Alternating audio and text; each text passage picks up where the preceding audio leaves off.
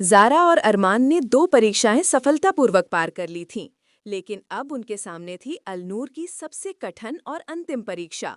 संरक्षक ने उनके सामने प्रकट होते हुए कहा, तुम्हारे विश्वास और त्याग ने ये साबित कर दिया है कि तुम्हारा प्यार सच्चा है। लेकिन प्यार की सबसे बड़ी परीक्षा है बलिदान। तुम दोनों को इस परीक्षा के लिए अपने भीतर की सबसे गहरी इच्छाओं का त्याग करना होगा। अरमान ने तुरंत कहा, मैं ज़ारा के लिए कुछ भी कर सकता हूँ, चाहे मेरी जान क्यों ना चली जाए। ज़ारा ने भी सहमति जताई।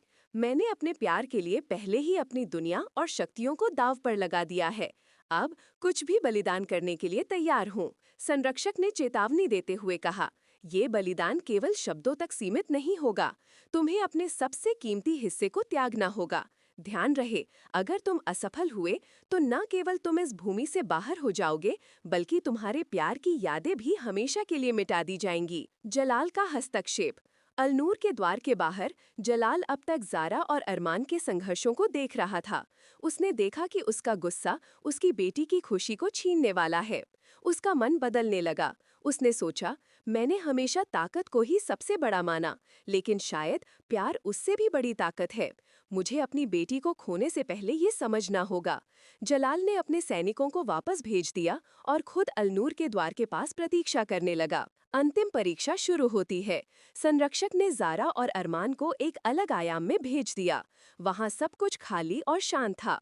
अचानक एक गहरी आवाज आई, ज़ारा, अगर तुम्हें अरमान को बचाने के लिए अपनी शक्तियों और अपनी जिन की पहचान को हमेशा के लिए त्यागना पड़े, तो क्या तुम तैयार हो? ज़ारा ने बिना सोचे जवाब दिया, मैं अपनी पहचान छोड़ने के लिए तैयार हूँ।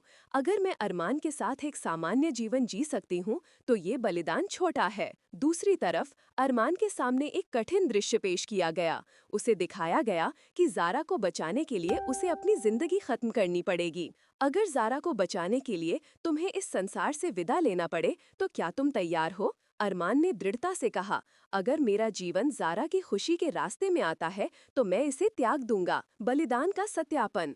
उनके जवाबों के बाद ज़ारा और अरमान दोनों को एक दूसरे के सामने खड़ा कर दिया गया।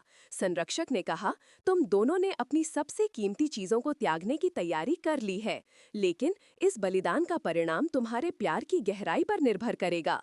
अब देखो, क्या तुम सचमुच एक दूसरे को बचा सकते हो? अचानक अरमान की आंखों के सामने ज़ारा गिर गई। उसकी शक्तियां खत्म हो रही थीं।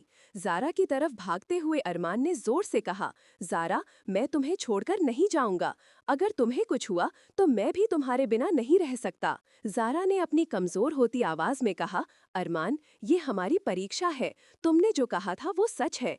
प्यार में बलिदान ही सबसे बड़ी ताकत है। अलनूर की शक्ति का निर्णय।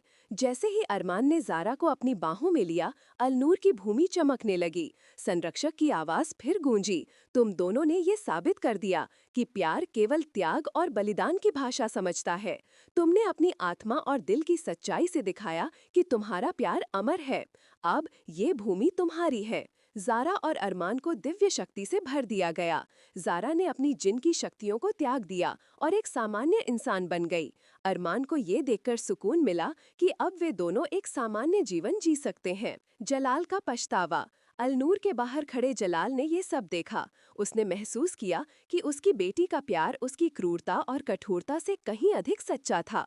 उसने अपनी शक्तियां समेट लीं और अलनूर के संरक्षक से कहा, मैंने अपनी बेटी को समझने में गलती की। अब मैं उसे उसकी खुशी के साथ छोड़ रहा हूँ। संरक्षक ने कहा, तुमने अपनी गलती स्वीकार की, ये भी एक बलिदान है। जाओ और जिन्नों की दुनिया में शांति लाने का प्रयास करो। नई शुरुआत। ज़ारा और अरमान ने अलनूर में एक नया जीवन शुरू किया। ये उनकी मेहनत, विश्वास और प्यार का परिणाम था।